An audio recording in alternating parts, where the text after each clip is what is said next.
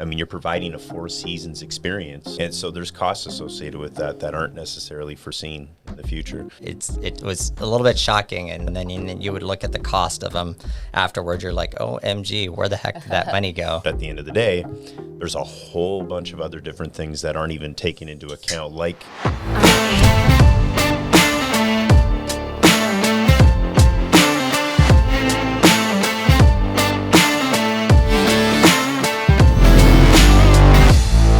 All right, everybody, welcome to another episode of the Seattle Living and Wealth Building Show. This is a pretty exciting milestone for us. This will be 1 year of doing the podcast, so we're pretty excited to do this. It's been an amazing year, and we've got a wonderful topic for you guys today. So looking forward to sharing more details about that, but it's holiday season right now. How's everybody doing? Doing great. Fabulous. Absolutely fantastic. Yeah, it's December right now, so whenever you're hearing this, know that the holidays are here. We've got sweaters on and there's snow on the ground. But today we are going to cover a topic that is near and dear to us personally and is quite hot in the marketplace and will continue to be so.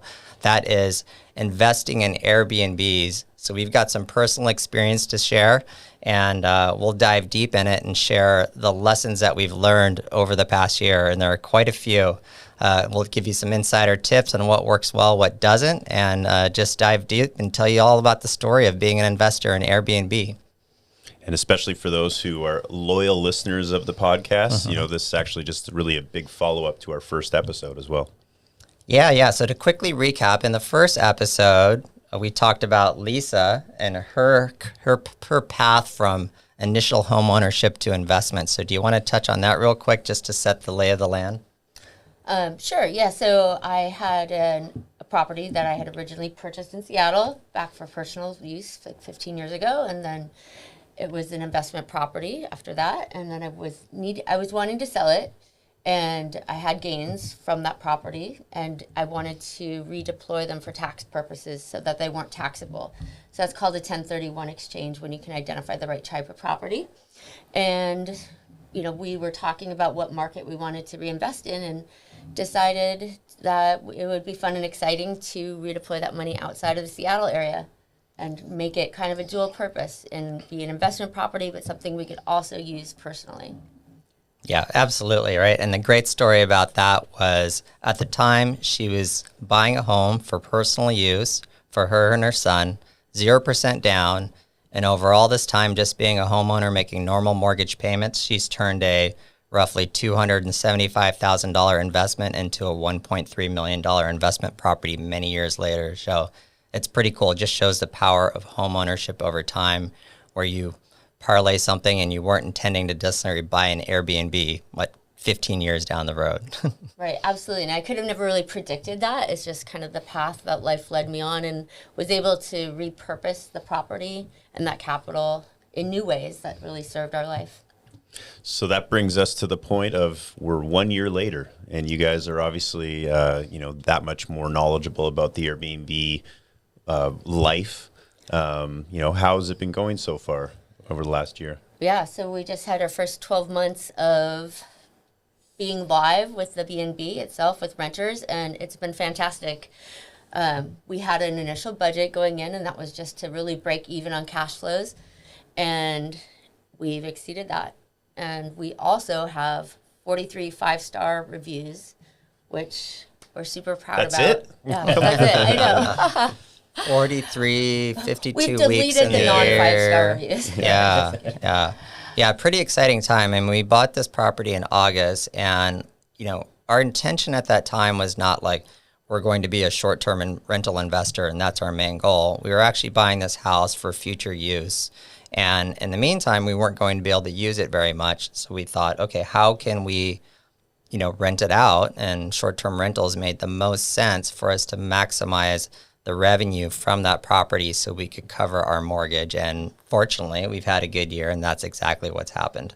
And we've been able to use the property a few weeks as well, in addition to renting out a lot. So it's been quite a year with a lot of stress and a lot of work involved, but overall, right, a great result when we look back at it. Yeah, absolutely. Yeah, well, and that that I think brings to the point of why do people invest in things like Airbnb properties? And for you guys, and I know for myself personally, I think we all had a very similar mindset when we got into it. We got into it with the intention of having something that could potentially be income generating. That's obviously a big factor. But at the same time, looking towards the future and what you want to utilize as a property down the road. Whereas for other people, it may just simply be an investment. They may have no interest in having any sort of use of that property. And so you can kind of take a lot of the things that we're going to talk about today into account, but at the same time, two very different situations. Yeah, and I think that's a really important point, Justin, is like identifying what your need is from the property before you even start looking at properties, right? And Totally. So what are the needs? What do I desire out of the place? And then kind of like map those out. And then as well, like what would be great for for the short-term renters, like close proximity to the airport or to features in the city, and what kind of people will be using it. Yeah, I think that's, you made a comment on the way over here that the house that you ended up buying that you're Airbnb now might not have been the house if it was just a pure investment. So, maybe profitability wise, you might be making a sacrifice, but you're gaining so much in what you can do for your family and your own personal enjoyment. So kind of figuring out where that sweet spot is really interesting. Yeah, it just speaks to what people's goals are. Right. I mean, it's no different than what we speak to people every single day about what their homeownership goals are. Why are they wanting to live in a specific location? Why are they wanting to do this? Why are they wanting to do that?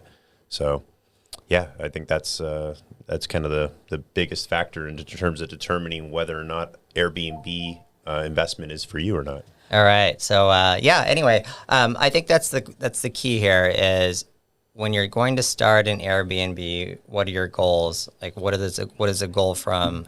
Are you going to use it or not? Is it purely for investment? And from there, what are those keys to success to set you up for success when it comes to an Airbnb? And we've learned and we've tried to do some of the things that you're supposed to do, but they haven't always worked out well. But, going into it, right, we set a budget. How much did we want to invest in the property? We also said, how much are we going to improve the property? So we had some costs associated there. Then we wanted to estimate, well, how much money are you going to make if you're renting it? Okay. And how do you even figure that out? I think that's where a lot of people don't know where to start, but there are great tools out there. One of them is called AirDNA. So it's a website that analyzes all short-term rental data, not just Airbnb, but VRBO. They take that information and they can go, okay, you're buying a 4-bedroom, 3-bath in the Phoenix area. On average, this has 72% occupancy over the year. Here are the average rates. So it's a great starting point for you to kind of come up with some revenue projections and cost projections without just a complete guess, complete swag. So I think for a lot of people, it's a lot easier to start investing in an Airbnb if you know where to go to get some reliable investment figures. Absolutely. And AirDNA even drills down by neighborhood as well. So like Phoenix, there's different subsets. So Okay, I didn't know anything about any what I was just gonna say, I've never heard you guys talk about build a it. model That's like your before you hidden jumped secret. in. Nope, didn't know that at all. So, Oh my God. yeah. Thanks for that, by the way. Yeah. Well, So how accurate do you think that is, Maynard? Because we talk all the time about like Zillow projections and stuff like that. Sometimes it's pretty close and sometimes it's way off. I mean, have you, for what you guys ended up developing, I mean, is it relatively close to what you expected? I think a lot of things, like it's a great starting point, Okay. right? But to drill down and go, okay, how does my property compare to the quote unquote average 4-bedroom, 3-bath property? Right. And so the way you can get a better sense of how yours would perform versus the average is you can start looking at Airbnb. You can start looking at VRBO, and you can see that 4-bedroom, 3-bath, poorly marketed, tiny rooms, poor location, is charging, just say $350 a night, and it seems they're getting $350 a night. You can start to look at the occupancy based on the calendar, right? And then you can see this other property that is more turnkey, is great furnishings, beautiful photography, beautiful marketing, and a better location. That one is getting $500 a night. So it's a good starting point, but you definitely have to unpeel the onion and dig through the data to get a better sense. And of course, it's all a guess. I mean, it's kind of like an appraisal, and you have comps in the appraisal, right? And then you have pluses and minuses you can kind of attribute for different characteristics. Right. But That's interesting. Yeah, so it's a pretty good tool for like a self-starter, right? Right. You can also rely upon an experienced property manager. So if you know you're going to go down the route of hiring a property manager who has experience in running Airbnbs in that market, you don't need to look at AirDNA. You go, hey, Adrian Bell, property manager, who happens to be both of our property managers, you can ask him and rely upon him for some help. and he happened to be our realtor as well, so a lot of realtors are knowledgeable. Or some of them are in the short-term rental business and can assist. Yeah. Yeah. To put it in perspective real quick, like what were some of maybe the numbers, the results that we've had from the first year? Like how much revenue did we get, just to give somebody an idea? And so what we're talking about is the Phoenix market, a pretty higher end luxury home, 4 bedrooms, 3.5 baths, 3,500 square feet, good proximity to the airport, Old Town Scottsdale, golf courses. So a pretty nice property. So what would somebody earn at how much percent occupancy in 1 year? Or at least what did we earn, right? Yeah, so top line, which is like all of the money we brought in from the rents for accommodation, pool fees, cleaning, any money that basically funneled through Airbnb was $150,000 the first year. So Wow. we were quite pleased with that. That exceeded our expectations. Of course, there are expenses like the property manager, who we pay 25% to. He's fairly high touch, luxury, experienced property manager. The cleaners, some fees to Airbnb, etc., and then all the utilities and all that on top of everything, plus paying for the mortgage. Bottom line, we brought in $20,000 at the end of the day, just in excess cash. Wow. And so, I mean, that's for the first year. We felt really good about that, right? I mean, we put all that initial capital into, the down payment, and obviously some into the furnishings and getting things set up. But to be able to have someone paying your mortgage and being able to spend 4 weeks during the year there ourselves and then walk away with $20,000 felt really good. Heck yeah, you got paid for a vacation home. Exactly. Take it. Yeah. Obviously required a capital investment as well too, right? But exactly, that's a pretty, I guess, awesome scenario for us to be able to get that result. Like, to take that 150, you're like, how the heck did you only get 20 out of it? So, some of the math is there are cleaning fees and other fees that we're not making money off of. They just pay directly the cleaners, right? So you subtract 10 grand there, you're at 140. You pay 25% property manager, there's another 35, you're down to 100. You have monthly mortgages, and you got Airbnb expenses, and then you have various operating expenses that cost money for the pool, landscaping, air conditioning, utilities, et cetera, et cetera. So it all tends to add up. Well, and the mortgage is a huge part of that. It's like $5,000 a month, that's $60,000 off that 150, right? So there it goes right there. You've already got that's a handful of cash left. Well, that just shows that the idea of purchasing an Airbnb property isn't necessarily the easiest thing in the world. I mean, there's a lot of challenges that I think both you guys and us have experienced over the last, for us, it's been probably, I guess almost the last year. For you guys, let's call it 16 months or so. And, with those challenges, I mean, for us, I know unexpected expenses has been a big one. I think when I just simply look at it from the most high level perspective, you've got your mortgage, you've got your monthly bills that we know are recurring. Obviously, your utilities go up and down based on seasonality and whatnot. But at the end of the day, there's a whole bunch of other different things that aren't even taken into account, like toilet paper. I mean, that's just a very obvious basic one. But, everything from, we bought a 1928 historic home. I mean, there's termites. I mean, termites are a common thing in the Southwest. Not even something that I even remotely considered when purchasing a home in the Southwest. Here in Seattle, they don't really exist, right? So, but that's been an expense for us, buying an older home. I mean, obviously everything from, just simply wear and tear on the home, that's going to be a little bit more substantial than buying something that's newer. That's all stuff that's been impactful for us. Yeah, definitely. I've been surprised myself. Just, it's a high touch property, right? You have big groups moving in and out regularly, and just the number of things that break down, right? And it's like, oh, the gas shows up and the dishwasher disposal is not working, right? And so it's urgent when these things happen, and so you need to get someone out immediately to look at it. And or well, that's what comes with a high-end luxury style Airbnb properties. There's certain expectations that guests have. I mean, you're providing a 4 seasons experience, and people expect that regardless. They're not into, excuses for why something's not the way it should be. Yeah. And so there's costs associated with that aren't necessarily foreseen in the future. Yeah, definitely. I mean, I think that's a big piece of advice for anybody going into starting an Airbnb and estimating the costs. It's sort of like going through a remodel on a house, right? You hear the horror stories, it always costs more, or somebody going through a major renovation, it always costs more. And that's exactly what we experience and all experience. We're about 16 months into owning it.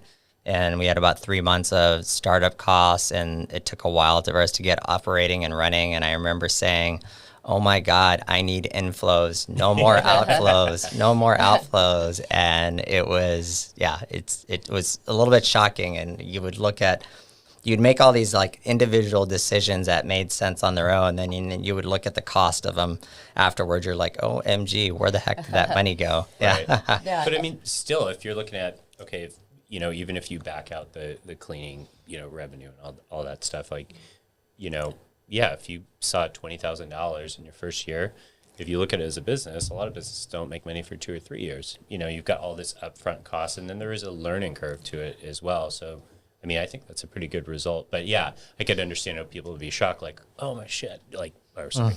Oh my gosh, Michael. Oh my God. You're out of here, buddy. Cut the microphone. $150,000. How did you get down to 20? Yeah. What happened, and without a story like, oh, the roof collapsed or something terrible happened. But, there's things get expensive and add up, like you said, when you're not right there to do it yourself and you're not a handyman, like, it's going to cost money. I think too, just working through those first year kinks, okay, you bought this new property, you're not as familiar with it, then all of a sudden you realize whatever, the yard lighting isn't working the way you need, and so you need to reconfigure that, or a certain process isn't working well for the guests and they need it configured differently. Or you need to add in a pool heater, a better pool heater. Yeah. Like, so what are some of the challenges that you guys experience? Because, I mean, I've got a whole laundry list of things that we've experienced. Yeah. But what are a few of the challenges that people can learn from, if they're considering the idea of buying an investment property, especially if it has second home connotations as well? Mm-hmm. Yeah. I mean, I think one thing is just building up a budget, like a very detailed budget for the whole setup process, right? Like, you're going to jump into it. There's going to be a certain number of costs. You have a budget for the cost, but how does that break down, right? And then as you're making decisions on each of the purchases, just making sure you're staying within the boundaries, right? And adding a pad on top of that, and then we ended up exceeding that as well. So, like, inevitably. Yeah. But, as we were starting to inch up there, it's like, we look back and like, do we really need a media console under the TV that costs $2,000? Yeah, it's nice, but value engineering some of those decisions. Yeah, absolutely. I mean, the budget is there, and you got to add a lot of cushion. That's what I said earlier. But there's so many. I think as anybody who is a couple going to make this Airbnb investment, this is what we learned, and might be good advice to save your relationship, is that when you're buying an Airbnb and it's for your personal use as well as for business use, there are probably 1,000 decisions that need to be made when it comes to the design of it, and which furniture do you choose, and which color scheme, and which color palette, and should we get this done or should we get that done? It's amazing how many decisions had to be made, and the more that we had to make decisions, like if we had to make 1,000 decisions, there's 1,000 chances of an argument. Right. Yeah. Absolutely. Well, and that's a great seriously, point. Yeah. So we divided and conquered, and after we figured that out after a little bit of time, And doing so really helped us just manage the whole process together, going, okay, you're in charge of 80%, and then, I'm involved in 20%. Yeah, well, and that's a great point is, when we're talking about challenges, I mean, the large majority of people don't have the time and resources available to be able to literally, it's almost like a full-time job to be able to set up an Airbnb property, especially not living in the city either. If you're doing something here in Seattle, it's a totally different situation. But I'm very lucky that my wife doesn't work a full-time corporate job anymore. And, if she was still in that environment, I do not think that we would have been able to do what we did. And for us, I mean, a bit different than you guys, where it took you guys only about 3 months or so before you started seeing the inflows, as Maynard said. Whereas for us, I mean, we were looking at 8-9 months before we even considered the idea of seeing inflows. And so, older home, bit more challenging to kind of maybe get set up with some of the basic stuff. We put in a pool, which is, something that costs way more than I ever imagined it would have. But, those are absolutely challenges that I think anyone needs to consider. Yeah, I was surprised by that as well. And it really doesn't stop after the setup process. I mean, there's a reason short-term rentals make more money, right? And that's because they are higher touch and require more involvement. Even if you have a property manager, I mean, you can decide, like, how much do I want to empower the property manager or not? Do you want to be there for all the decisions? But there's still things that are going to come up, like neighbor relations issues or guest situations or spending decisions when there are breakdowns. And I mean, I'm on the phone with our property manager, texting back and forth daily, still about things. And, it's... Yeah, and I don't think that would necessarily be easier if you lived in the same city, to be very candid. I just think it's the nature of providing a high-end luxury style property. I mean, it's no different than that Four Seasons experience that people expect, right? So, and that also comes to, some of the good things and benefits of doing something like this is you've purchased this home as an investment property. It's obviously a second home for you as well, a vacation style home. And you make it where, you have your own personal touches in this home.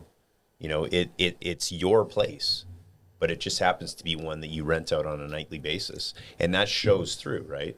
So, obviously that's why you're able to be as successful with it as you are, because it shows. People realize that, hey, this is someone's home. Wow, they've got all the touches in there. Right. They're not half-assing it. Oh my God, you're out of here too. But it's true though. I mean, it really is all about trying to make sure that people can feel the home nature of it come through. Right, and that vacation experience too. It's the house. It's also like the communication from the time where they show interest in a booking, and sometimes there's a lot of questions through that process about the city and what can they do, and could they have a special chef, and there's all sorts of scenarios, right? But like making them feel like you're their concierge, right? Like as if they could call the hotel concierge and be helped. Yeah. So speaking of scenarios, right? Let's talk about. We've all probably rented Airbnbs before, and every guest performs differently or behaves differently on an Airbnb. We're talking about some of the challenges with finances. So maybe a lot of people don't understand the challenges that you can have with guests. Yeah. Got any interesting stories to share? Yeah, sure. Well, I mean, I just think like a couple tips. First of all, is like it's important to get a good read on the guest right from the beginning. When that initial communication starts. Usually it's a good practice to kind of ask who's going to be there, like the composition of the group, what's their intent, so forth. So you can kind of start to look out for things that are going to help their experience, and then also like little yellow, red cards as well to be wary of, right? So I guess like on the positive side, like if you understand the composition of the group, maybe it's a group of bachelorettes coming in, or maybe it's a group of this ladies group from Chicago that gets together every summer or whatever. Like you can kind of help tailor their experience. What do you give them as the welcome gift, whatnot. But then it also, like I said, sets you up for things to look out for. So we definitely have had a couple experiences with groups that come in, and some bachelorette parties, most notably. Like Yeah, I mean, let's just get right to it. The bachelorette parties have been probably the most challenging. And granted, we're in the Phoenix, Scottsdale area, and we kind of expect people to have some kind of parties. It's become a problem down there to the point where there's lots of, I don't know, more restrictions happening. So there's one piece of advice, too, if you're buying an Airbnb. Make sure you know the rules associated with that market. Don't buy in a homeowners association. You're going to have some challenges. But even if you have unrestricted use of an Airbnb, you're still going to have some problem guests. And for us, the bachelorette parties, no matter how responsible they said they've been, right, once they start to get drunk, they start to get drunk. And we have this fabulous pool that they enjoy. We've got a great sound system, so we need to figure out how to tweak that great sound system to a better level. But that's probably been the biggest challenges where the neighbors have complained about the music, the noise, the squealing, the screaming. You know, some of the things that you can do as an owner, or you can have some security cameras on the outside, of course, not on the inside. And, you know, we've interestingly seen some bachelorettes have a stripper there in the back area, in the pool area. So you can understand why they may have been squealing. Right. Yeah. And we try to get ahead of that, like with special notes and things for them, like, you know, not trying to be like overly punitive or restrictive, but just letting them know, right, and reinforcing those messages. But inevitably, it doesn't really matter when the time comes and they're having drinks. Please get away. And on a side note, they're the messiest groups as well, because there'll be like confetti all over the house for the cleaning crew, and like we've got the next guests are finding like eyelashes and like nails in the couches and stuff. So we definitely have our cleaning crews like do special double duty after those parties. So I mean, like, what can you do if, let's say, they throw a massive party? You know, because I've stayed in Airbnbs where they say, you know, like, it's 4 of us, but they allow up to 8 people, and, you know, no noise after 11 p.m. or something like that. But what if they just throw a 20-person party or 30-person party? You know about it, but they've got 4 more days left there. Like, what can you do about that? Yeah, well, we've had that situation come up, and I mean, the first thing is Adrian's like our first line of events. He's our property manager. So I mean, he'll try to contact the guest by phone or text first. Right. You know, and if a lot of times they're not answering because they know they don't want to talk to him, right? So then the next step is he'll show up at the door. But he always brings somebody else with him, right? Because you always want a second set of eyes there, especially like there have been people drinking and like he said, she said kind of thing, right? So, yeah, I mean, it's a real thing to watch out for. Yeah, we've had some other parties that we suspect they might have been swingers, but that's another story we won't get into too much detail to. But yeah, you gotta watch out for that. So I think that the message right here for our guests is that you can't control all the experiences, especially if you're going to be in a market like Phoenix where there is a lot of celebratory type events, right? And we're trying to balance having a fabulous pad to throw your special events and have people over to, you know, being respectful of the neighbors. So we've had a lot of conversations with the neighbors, direct meetings with the neighbors, ask them to contact us directly should anything come up. And, you know, we've been able to manage it pretty well, but we still have a couple of instances where we're still trying to figure out how to manage that. Well, and even though they said, like, oh, yeah, we'll let you know, like, there have been situations where they've kind of let it build up until the point where they're blowing steam, right? And then boiling over a little bit. So the worst thing is you don't want the police to come, because there are a lot of cities, there's ordinances now where you get pretty severe fines. Phoenix, like, I think first infraction, 500, then it keeps escalating from there up into thousands. In some cities, you can even lose your license, you know, after a couple of infractions. Wow. So you really want to make sure the neighbors know, like, the sooner you let us know about something, we can get in front of it. And, you know, don't let something build up. I know one thing that we've done to help with those neighbor relations is to really help our neighbors understand that this is first and foremost our home, right? And when we treat it like our home, and we expect our guests to treat it like our home, the hope is that those issues are going to be less and less. And obviously, you know, there's nothing that you can do sometimes about certain people, but, you know, anytime that we have, you know, the rules and regulations that come with the home. So if you have, to your point, Michael, if you say you're going to have 4 people in the house and there's 10 people in the house, well, that's not allowed. I mean, there's only supposed to be a certain number of people inside the house. And so if there's more, well, then that's against what they agreed to. And yeah, you can't necessarily kick them out, but you absolutely can restrict them from having more Right. people in the house. So Put them on watch. yeah, well, it's true. Yeah. Yeah. Yeah. But I mean, the neighbor relations is huge. I mean, it's kind of number A101, and we're very fortunate to have a great relationship with several of the neighbors that we have. We actually just rented to one of our neighbors last week. It was so, and it's been great so far for us. But I'm not looking forward to the first time that we have an issue.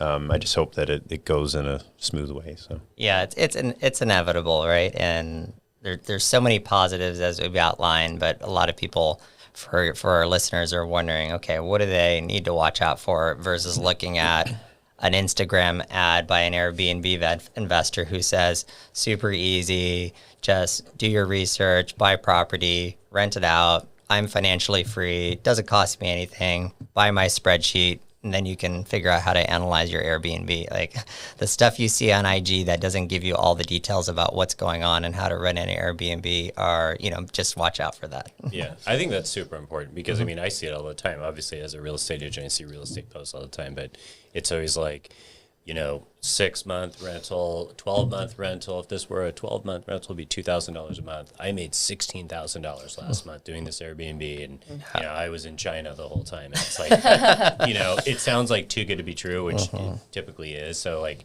these stories of an unexpected cost that could be a major cost, like you need to have some liquidity there to take care of it. I think you hit on a point, Michael, though, is like, there are Airbnbs probably that are a little more easy to manage. And then I'll say ours is a larger property. It's very conducive to big groups, big parties.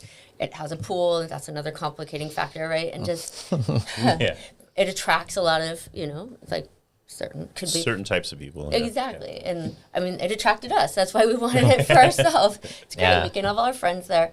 So, I mean, that's all good. But if we had an Airbnb and it was a single bedroom condo in Denver, that's going to be a lot different and easier to manage and more turnkey. And perhaps people are able to do some of those without a property manager and just having a really good cleaner who takes pictures and sends them and, things like that. So I think that brings it back to the importance of having a really good property manager, a high touch property manager.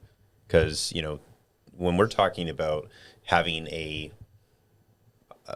property that has less opportunity for challenges, parties and whatnot, let's say it's a 2-bedroom, small, 800 square foot house in Phoenix, could be right next door to you, but it may not have any of the same issues that you guys are having, Absolutely. Right? Whereas, a home that obviously has a lot of appeal and, could look at it as party central. I mean, that's obviously an issue. But you could potentially get away with having a less hands-on property manager with that type of property. Absolutely. With what you guys have or with what we have, there's no chance. I mean, it just shows the importance of it. Yeah, definitely no chance. I know from, as far as being kind of a hands-off investor, there's definitely many clients of ours who have been hands-off, owning a property, renting it long-term, but they have that type of property that is not going to break down all the time, right? And so they can manage it from afar because many clients, especially in this new world, have moved, but they haven't wanted to sell their property. So they hold on to it as an investment. And one of my pieces of advice is, hey, if you want to have some involvement, just make sure you do your really good due diligence on your renter, interview them, ask what they're going to do, and if there's a problem, just authorize them to hire a plumber, hire an electrician, and then have it deducted out of the rent, and you can actually manage a property from afar without much expense. And I've had some other clients who would do short-term rentals that way as well. It's just a property that is a 2-bedroom, 2-bath, maybe it's a 2020 townhome. There just isn't as much going on with it. And if you can, handle it with the keypad and have a good cleaner and maybe a handyman on site who can respond, you can cut 25% of your cost off there. You'll still have some costs associated with it, but of course it's all about like that time value of like time spent versus spending somebody to take that free up your time. Yeah. What are some things that you guys have learned over the past, like not challenges per se, but maybe some of the successes you've had that you think other people might be able to learn from if they were considering the idea of an Airbnb? Yeah, I mean, I think just getting the right team in place is super important. Sure. It's kind of crazy to me to think of all the people that are involved with like the business of our house. And I mean, there's obviously the handyman, the cleaner, yard guy, pool guy, property manager, but then we have a guy that comes out every quarter and services our grill. We have an upholstery cleaner, and we have like 2 HVACs, 2 electricians, 2 plumbers, because just like we said, the things come up, right? And so just really making sure that they were involved during the setup process too, so they're familiar with the house, understand how it worked, and we're just ready to hit the ground running and be part of that support crew and understand that it is a business we're running. This isn't just like a regular call. We want to have some priority because you're going to be our repeat guy, and things are urgent when they come up. You'll have 10 calls a year based on our past results, right? Exactly. And who knows what you're going to have to fix. So that's been a huge piece of help. And I think for us, now that we've been operating for a year, we're trying to figure out, well, how often do we want it rented? Do we want it turned over quite a bit, or do we want just it rented 15 days a month for like a higher rate? And so I think what we've learned is that we really want to optimize the revenue. We've got a good process in place, turning the property over with cleaners. So what we've found is that, often we'll have long weekends rented, but we might have 2 days during the week not rented, or 3 days during the week not rented. So we've recently started implementing a dynamic pricing model where we're looking at, little weird 2 to 3 day periods that are available, and pricing accordingly to try to get somebody in, because all that is additional revenue, additional profit, because if we're already covering our expenses with the rest of it. So that's one thing that we're hoping to do next year, is increase our occupancy rate by changing pricing accordingly. Mm-hmm. Or increasing or decreasing pricing on weekdays, where you can therefore extend your stay to a 4 or 5 night stay instead of a 3 night stay. Yeah, that's true too. So a lot of different ways to manage it and look at it. One other thing we did on that weekday point is that we reduced the minimum number of days stay for check-ins that are Monday through Wednesday. So on the weekends, we want to have a 3 day stay, right? Mm-hmm. So that we optimize that whole weekend. And then also it's kind of with our type of house, you're preventing people from just renting it and having a local party. Oh, yeah. Because there are some party groups that go around, and like there will be a doorman and a security guard, and they'll be charging admission for thousands of people to come over. So really? Like we've created our marketing. Entrepreneurs. Yeah. Entrepreneurs. Exactly. Yeah. We've created our marketing, and Adrian, and we're very we watch for that, but the 3 day stay helps with that. Anyway, like Maynard said, we've done some optimization in some scenarios, and I think, we talked about that $20,000 bottom line number that we achieved this year. We think next year we can make that a 50. That's awesome. No. And like Maynard said, it's just because we've already covered all the fixed costs. Every dollar then we're basically bringing in, other than what we pay the property manager and some toilet paper and paper towels, is coming straight to the bottom line. I like that $50,000 number a lot better than 20. Yeah, sounds good. Absolutely. I can only hope we get anywhere near that, but you've got inflows though. There are inflows, yeah, so that's important. And it's so true that you say that, because at the end of the day, I would love to make a profit on this place, and that's really a big goal, obviously. But I think for us, because we want to make it a true second home, and we want to have it where we can utilize it a little bit more as the kids get older, and as they get out of the house, and it's going to be a property that we plan on utilizing even that much more. So the profitability is great and all. I mean, that's just money in your pocket, but at the end of the day, if I can break even, it's a positive in many respects. So yeah, definitely. I mean, obviously it's a lot of money setting it up, but at the end of the day, I mean, I'm thinking long term. Well, and break even sounds like nothing, but break even is someone else buying a house for you. Totally. Right. Yeah. It's not just really breaking even. Right. And I mean, you're breaking even on cash every month. Yeah, and you're still seeing the appreciation, just like everybody else. Right. Live there, that's right. And we've definitely seen some good appreciation just in the year and a half we've had it. What about feedback from guests. I mean, have there been things that have been really positive that, you may not have thought of as really big selling points for guests that, let's say you guys invested in that you didn't necessarily think about at the time? I mean, one example for us is the great quality beds. Oh, I mean, that's obviously, one of the most important things when you're talking about a hotel. And it's no different than in an Airbnb. And, we happen to steal the same beds that you guys put in your place. They're not cheap, but at the end of the day, we've received many different people who've all been extremely happy with the quality of the product we put in there. Anything else? I mean, definitely a lot of appreciation for the layout of the house, which is something that appealed to us up front because it has the 4 bedrooms are essentially almost in each corner of the house and have like an element of privacy to each one. And then there's the great like living area that brings everyone together. And so, you want to have an extended stay with your family, but you don't want to stay with them every second, right? So it's struck a good balance. Yeah, that's great. I mean, the layout is designed for groups to stay in and have their privacy. So that's maybe just in your initial choice as to what kind of property do you want to invest in. I think as far as like just the furnishings of the house, like Lisa mentioned earlier, there's some things that you really invest in quite a bit. Like I think the beds, just like you said, are really important. The couch, the main couch, it's going to get a ton of usage. We have some write-offs because we never even used items. We got designs for a hot tub that we ended up not needing because we can heat our pool to 85, right? We have bought like this awesome banquet style dining area that was custom ordered and it took forever to get there. And so we bought IKEA chairs instead, and everybody loves the IKEA chairs. So you don't have to go big on everything. Right. And a lot of our dishes and plates and wine glasses all came from IKEA as well. So there's a way to, you don't need the highest end dishes as well, especially if they're going to break.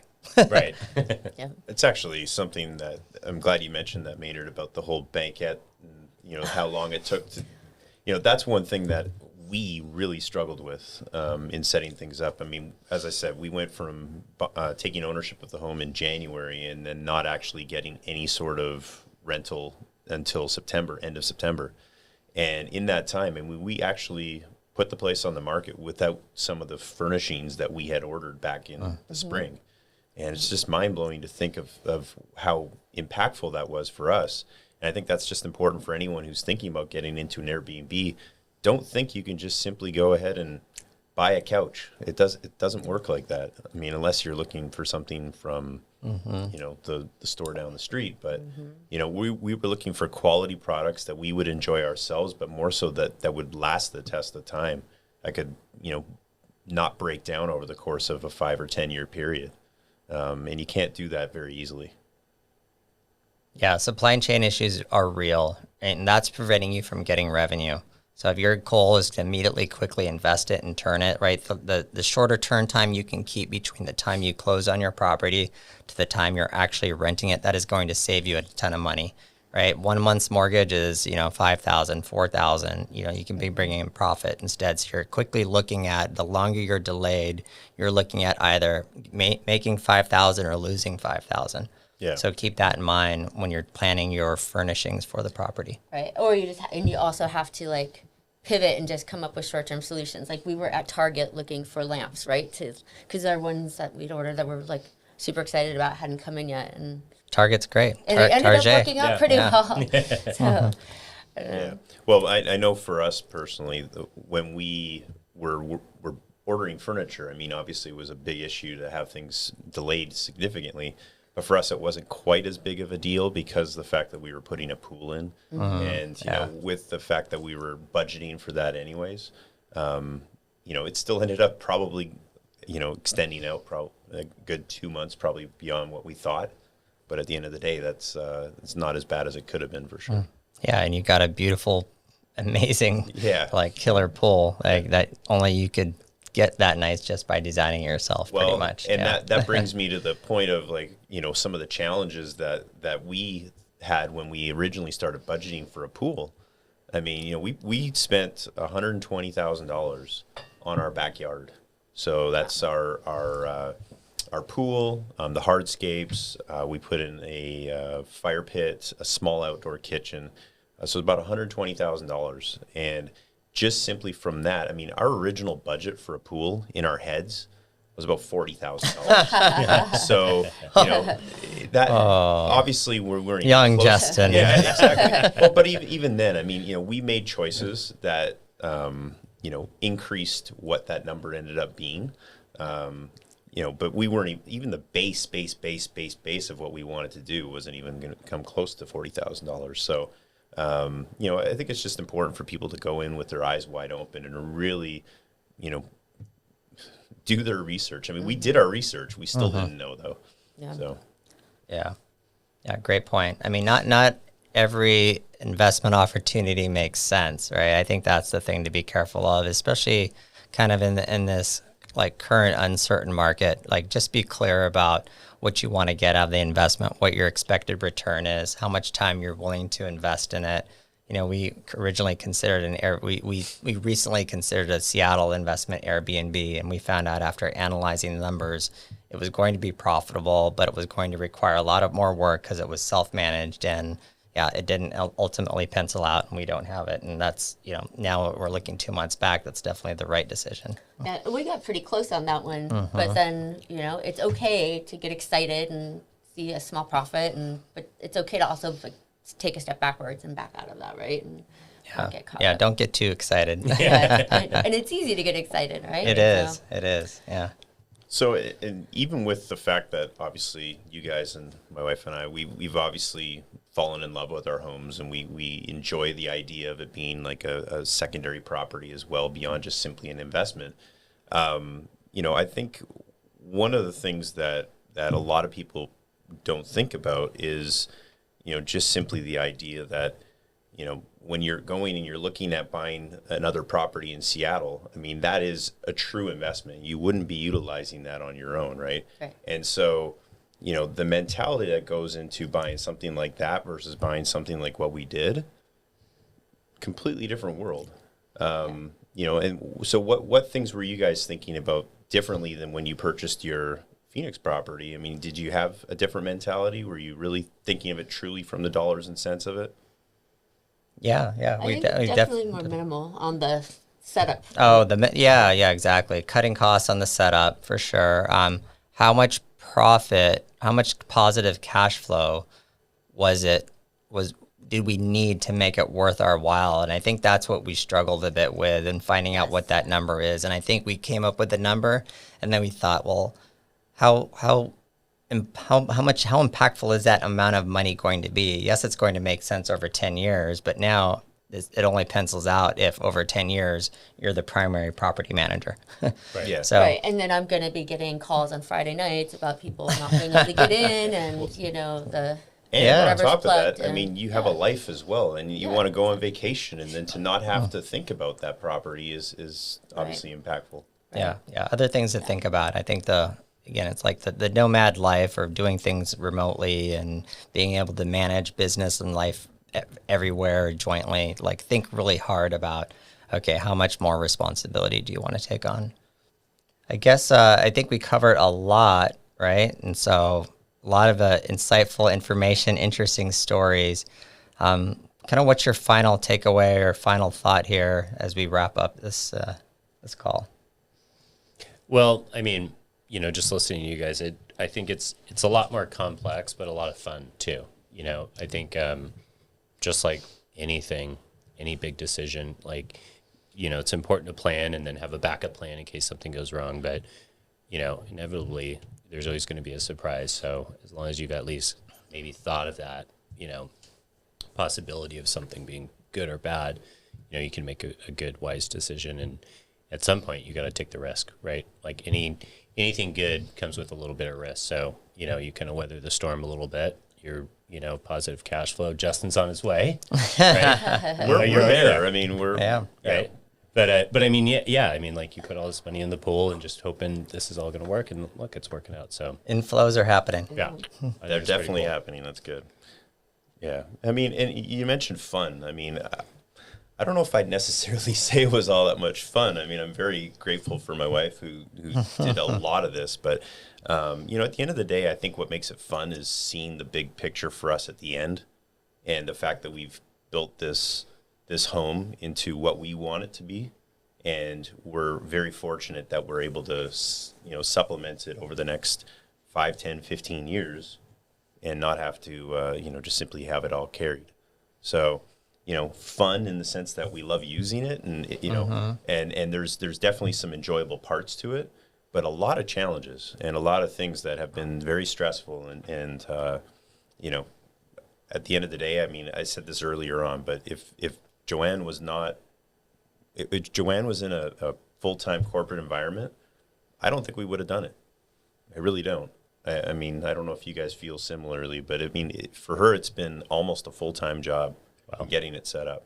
So, you know, that's one of the biggest takeaways I would share, especially if you're looking at putting your heart and soul into it. If you're just simply looking at it as an investment, it all matters, like the dollars and cents, a little bit different, right? Because you wouldn't necessarily buy the exact same home. But we bought it as an investment, first and foremost, but with an eye for the future. I mean, I agree with the things that both of you said. I just like kind of moving forward into operational mode, right? You just can't imagine the various situations that will come up, and you've got to learn to just roll with the punches. And you do get a little bit desensitized to it. Not that they're not important and urgent, but like the first guest we had, the tree in the front yard fell down, and it could have fallen on the house. If like it was a huge tree. I don't know why. First guest. Yeah, very first guest. It wasn't even wind. I think it was because they were putting the winter lawn in and they were soaking it, and it had a shallow root system. But we were down in Cabo, and I get the call from Aid. I'm big panicking because this first guest is everything, right?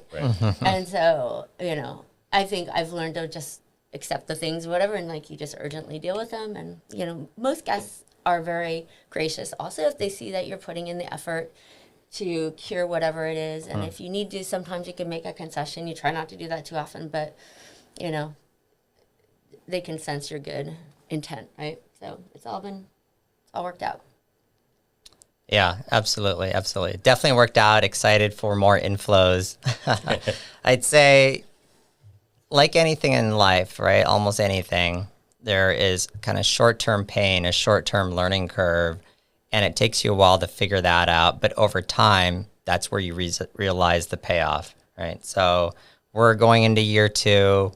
You know, our mortgage is fixed. You know, recession or not, regardless of what happens with our property, you know, the Airbnb market, the vacation rental market, the market where people want to stay somewhere long-term and do remote work, that's going to be good over the long run. So I'm really excited to see, I guess, the profitability pay off over time, us continue to get smooth with the operations, us get to a lifestyle point where we can utilize it more frequently, you know, and ultimately they'll have a true second home down there. So that's the exciting part. Sounds fun to me. Oh. Yeah, absolutely. All right, well, guys, that was a lot of fun. Yeah. 1 year in on the podcast. 1 year podcast and 1 year revenues for you guys. And so you there guys you are go. live, so a lot to celebrate. Yeah, totally. Okay. Cool. Well, happy holidays, everybody. Cheers. Thank you. You as well. Looking forward to talking to everybody again on the next podcast. And thanks for joining, Lisa, again. Oh, yeah, absolutely. Thanks. Our favorite guest. Oh my gosh. 3-time guest. Yep. Take care, everybody.